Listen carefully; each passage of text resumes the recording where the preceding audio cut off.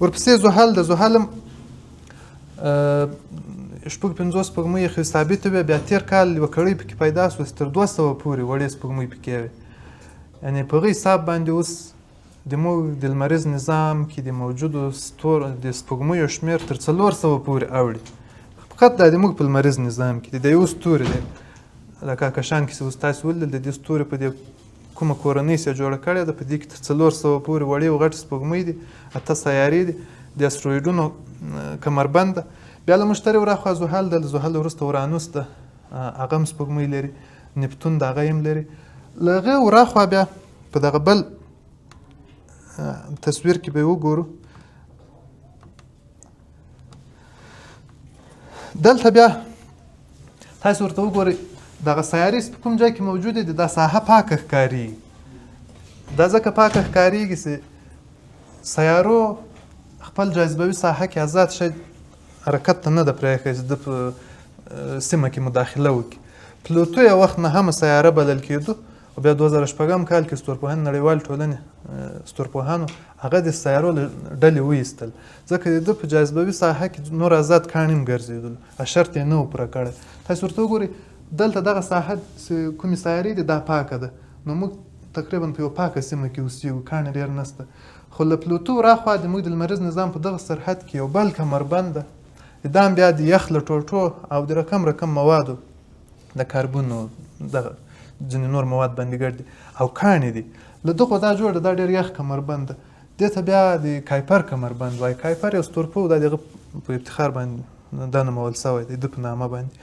په دغه کمربند کې بیا داسې کاڼي دي چې کله کله دوی هم سره بیا نظمه کېږي او راځي د لمر جاذبې خوا ته راداخلېږي. داسې دوی ساړه دي، کله چې لمر ته رانږدې کېږي دې طرف ته په لکیوال باندې بدلېږي، لکیوال چې ورته وایي، هغه ډېر کم راځي له دې ځایه، ځکه داسې ګرمې ساحې ته راداخلېږي، هغه ویلې شي مواد د موږ لمریز نظام د سیارو په سیمو کې پاتې کېږي.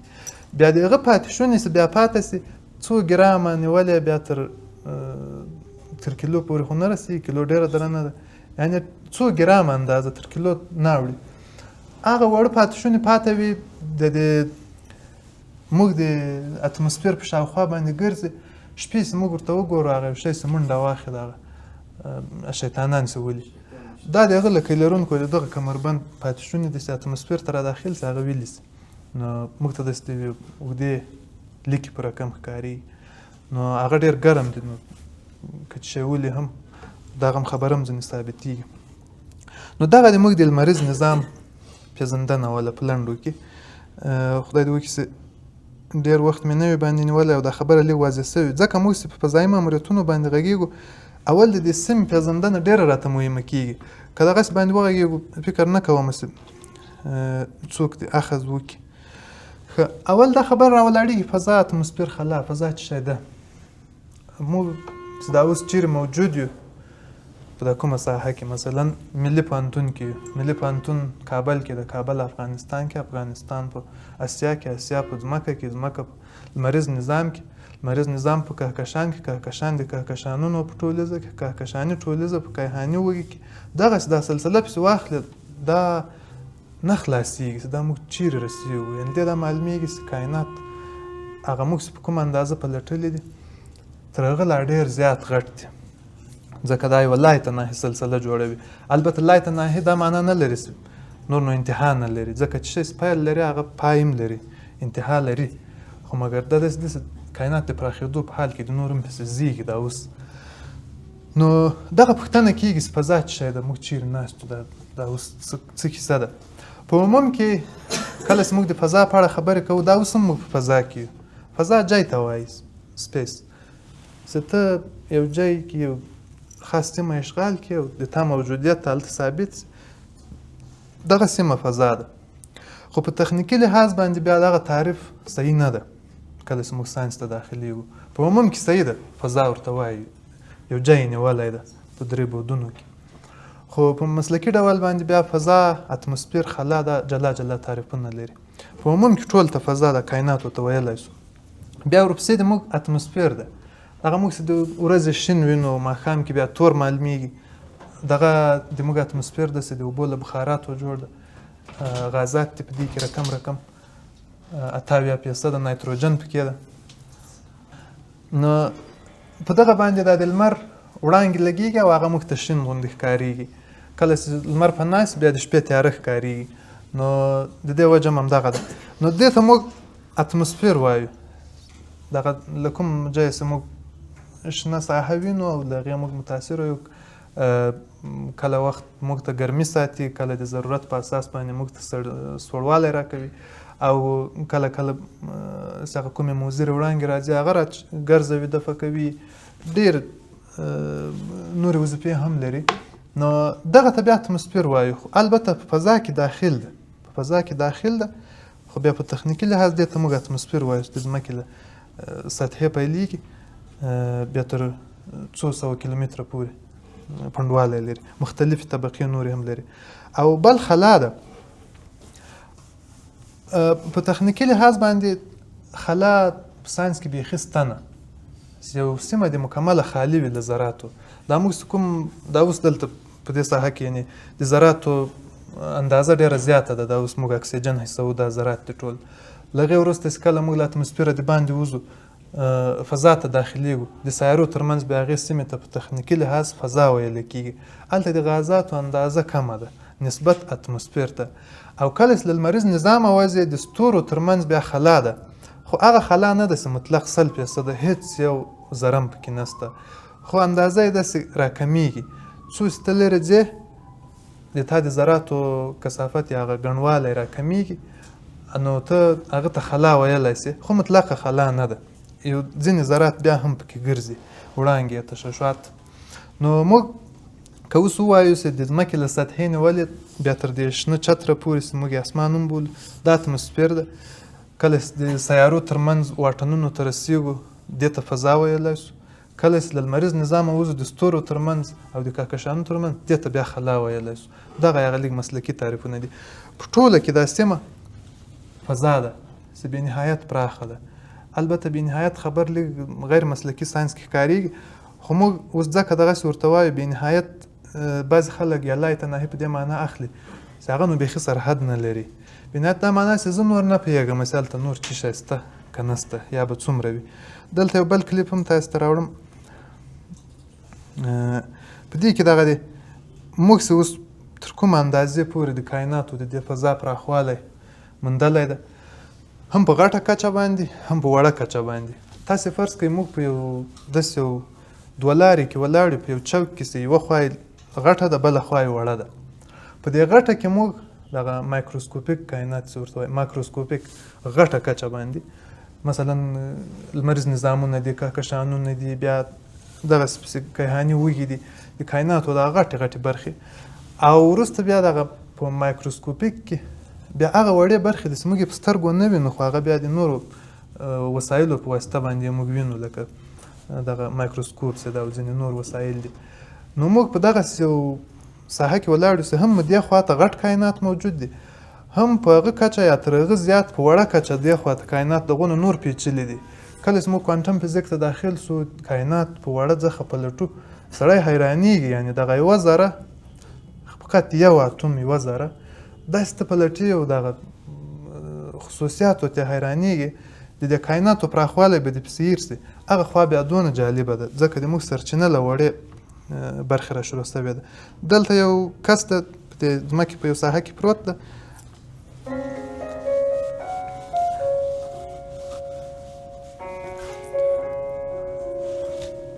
دلته تاسې د اندازه هم در معلومېږي څونه لرې کېږي.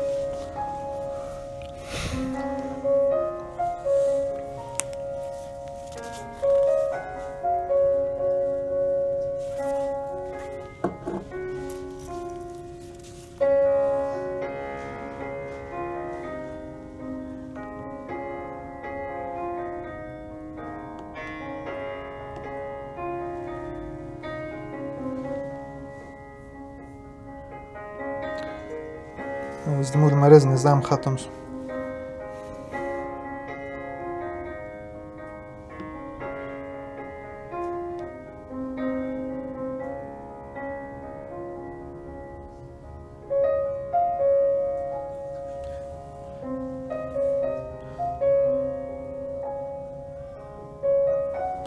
دا اوس زموږ کهکشان ده، دا یو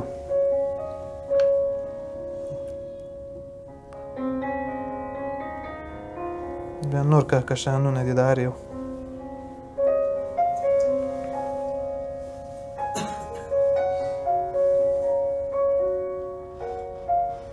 داسې یو پراخه دنیا.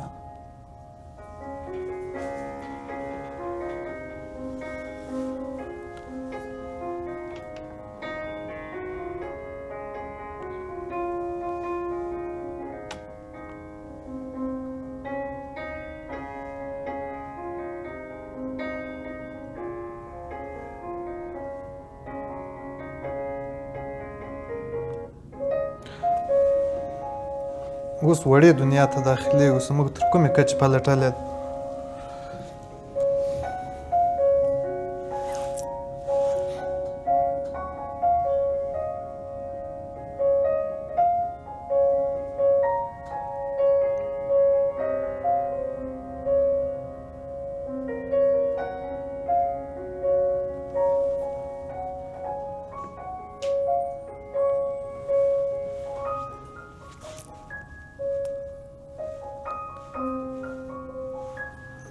اتوم هسته ده.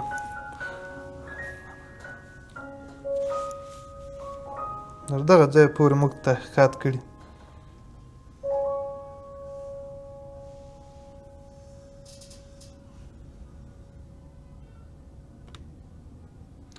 بېرته هغه سترګې ته راورسو. اوس راځو د فضایي ماموریتونو په پیل باندې خبرې کوو. څه وخت پیل شو دا؟ له دویمې نړیوال جګړې وروسته چې کله د زورورو قطبونو ترمنځ سیالي پیل شو او سړه جګړه شروع شو، دغه وختونو کې ډېر تمرکز په دې باندې هم وسي فضا هم تسخیر سي او په فضا کې هم پلټنې وسي، هلته هم خپل قدرت نورو ته وښودل سي. نو بیا شوروي اتحاد هغه وخت روسانو او امریکا په دغه برخه کې ډېرې سیالۍ سره وکړې چې اولنی فضایي ماموریت روسانو وکړو 1950 کال کې د اکتوبر په 4 تاریخ باندې. نو اول وار کې دوی یو فضایي سپوږمکۍ چې ډېره کوچنۍ د المونیم یو کره وه، هغه یې په ازمایښتي ډول باندې فضا ته وتوغوله په فضایي راکټ کې او په کامیابي سره دا تجربه ترسره کړه. نو اولنی فضایي ماموریت په 1950 کال کې روسانو شروع کړی ده. بیا له هغې وروسته روسانو هغه یوري ګاګارین په نامه باندې اولنی فضانورد هم فضا ته ولېږل. بیا له هغې وروسته امریکایانو هم خپل کسان فضا ته ولېږل، وروسته یې سپوږمۍ ته ولېږل او له هغې وروسته خو بیا د سیالي نور هم ډېره پراخه سوې ده. نو انګېزه خو یې دا وه چې دوی چې څنګه د ځمکې په مخ باندې خپل د هر شي نیول غواړي، همداسې فضا هم څونه یې وس ورسېږي په خپل واک کې راولي. څونه په فضا باندې څوک واکمنېږي هغومره په ځمکه باندې قوت هم ثابتېږي ورسره، ځکه اوسنۍ ټکنالوژي موږ وینو چې همدغه د فضا او د دغه علومو په برکت باندې مخته ځي کارونه کړي. لکه مثلا اوس د انټرنیټ فعالول په راتلونکو کې د کیبلونو به وروځي سټارلینک ته موږ تاسې وینو د ایلان ماسک دغه کارونه، او له دې وراخوا د موقعیت پیژندنې لپاره چې دا کوم جی پي ایسونه اوس فعاله دي، د موږ تاسو په تلیفونونو کې اپلیکیشنونه کار کړي، دا د دغه فضایي سپوږمکیو برکت ده. ټولې په شریکه د یو جال غوندې په دې ځمکې په شاوخوا راتاو سوي دي او دغه معلومات موږ ته د یوې واحدې نقطې په ډول نقطه په نقطه راکوي. د دغه فضایي ماموریتونو او د دغه فضایي ټکنالوژي له برکته دي دا کارونه. د یو بل فضا ته داخلېدل، د هغوی معلومات راخیستل، دا اوس مثلا اسرائیل د ایران یا د نورو هېوادو کومې نقشې راباسي یا هغه پټ تحقیقات کړي پسې د اټومي بټۍ پیدا کړي، د هغو نقشې واخلي، دغه ټول د دغه فضایي سپوږمکیو او د دغو برکت پسې په هره برخه کې موږ تاسو له دې اغېزمن یو. نو انګېزه یې معلومداره ده چې د قدرت ده، هر څوک غواړي چې قدرت ولري او په دې شیانو باندې برلاسی وي. د فضایي ماموریتونو اهداف او ګټې څه دي؟ دا بیا هم داسې عمومي غوندې خبرې دي، تقریبا هر سړی تحلیلولای هم سي او تر ډېره حده په دې باندې پوهېږي. ګټ خو معلومداره دی څوک په فضا باندې قوت ولري کته په ځمکه هم واک چلیږي داسې ده لکه اوس مثلا یو څوک چې کته په حویلۍ کې ولاړ وي یو بل نفر دویم چت کې په بام باندې ولاړ وي ډېر اسانه تر څار لاندې نیولی شي یو وړه ډبره باندې ور واچوي هم هغه ته تاوان رسولی شي خو له دې خوا ته ولې ډېر قوت ته اړتیا ده څونه چې موږ پورته خیزو دغونه په کته ځمکه کې موږ قوت پیدا کوو نو ماموریتونو اهداف او ګټې ساینسي څېړنې مثلا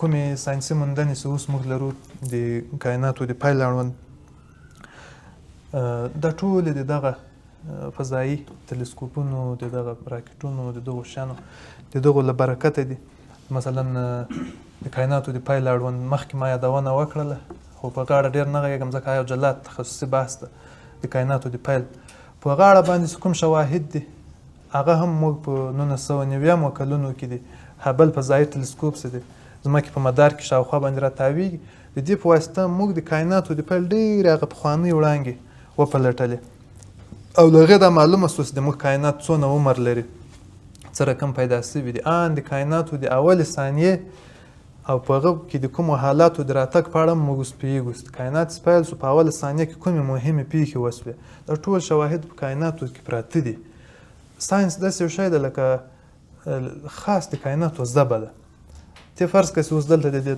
تعمیر د دې کړکۍ ور د باندې یو څوک غږېږي چغې وهي خبرې کړي غږېږي رقم فریادونه کړي خو دلته موږ تاسې څوک هم په ژبه نه پوهېږو دا سړی دلته ډېر ښکاره ګرځي او نارې وایي خو موږ یې په ژبه نه پوهېږو یو نفر راځي هغه د دې سړي په ژبه پوهېږي تا پوه کوي چې دا د باندې داسې کیسه ورپېښه ده دا رقم چا وهلی ده داسې ضرر ورسولی ده یا داسې دلته راغلی ده پلانی نیمېږي دونه وخت کېږي چې دلته ولاړ ده نو ساینس دغسې د کایناتو ژبه ده کاینات چې هرې خوا ته یې وګورې موږ ته دغسې چغې او نارې راوایي خو په دې ژبه کم خلک پوهېږي څوک په دې خبرو په تحلیل باندې ځان پوه کولی شي هر طرف ته چې وګورې رڼاوې تشعشعات وړانګې دا خپرې دي د کایناتو د پیل هغه د 14 میلیارد کاله پخوانۍ وړانګې اوس موږ پیدا کولی شو دا عین هغه خبرې هغه فریادونه دي خو په دې ژبه باندې ساینس پوهېږي ساینس پوهان پوهېږي هغه تحلیلوي او بیا موږ پوهېږو څه تېر شوي دي په دې نړۍ کې نو ساینسي څېړنې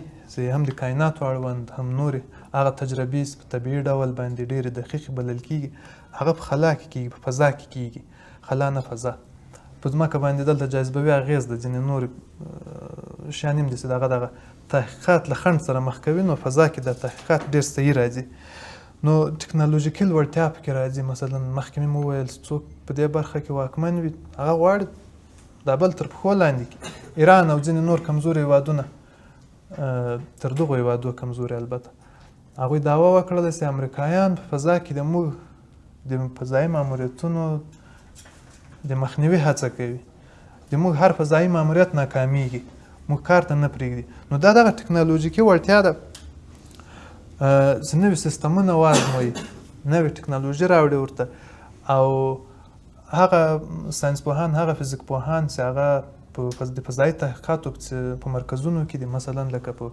د روسیې او د ناسا د امریکا د هند د اسرو او د کاناډا او د اروپا د اروپایي هېوادونو د فضایي ماموریتونو اداره دغو ته که تاسو وګورئ اکثر یې داسې نظري فزیک پوهان او ساینس پوهان لرلي دي چې نوې خبرې راوړي دي نوې تشریحات یې کړي دي وجه یې دا ده چې دوی په فضا کې پلټنې کړي د فضا علم هغوی ته مهم ده هم یې ټکنالوژي ورسره لوړه شوې ده هم یې نظري ساینس دا اوس چې موږ دلته کوم تخنیکي وسایل لرو دا اول ټول یو چا په کاغذ لیکلي دي یو تیوري وړاندې کړې ده ډېر وارې پکې غلط شوی ده وروسته یو صحیح شی راوړی ده نن دغه سایکل شوې ده او موږ استفاده ځینې کوو نو اوس کومه ټکنالوژي د خلک وایي ټکنالوژي ډېره لوړه شوې ده ولا اوج ته رسېدله هېڅ اوج ته نه ده رسېدلې ډېرې زیاتې پوښتنې ناحله پاتې دي اوسنی نظري ساینس چې ده دا تر ټکنالوژي دا اوس موږ کوم عملا لرو تر دې 100 کاله مخکې ده اوس کوم نظریات موږ په ساینس کې لرو د دې په تطبیق باندې موږ نه یو توانېدلي چې په لابراتوار کې یو شی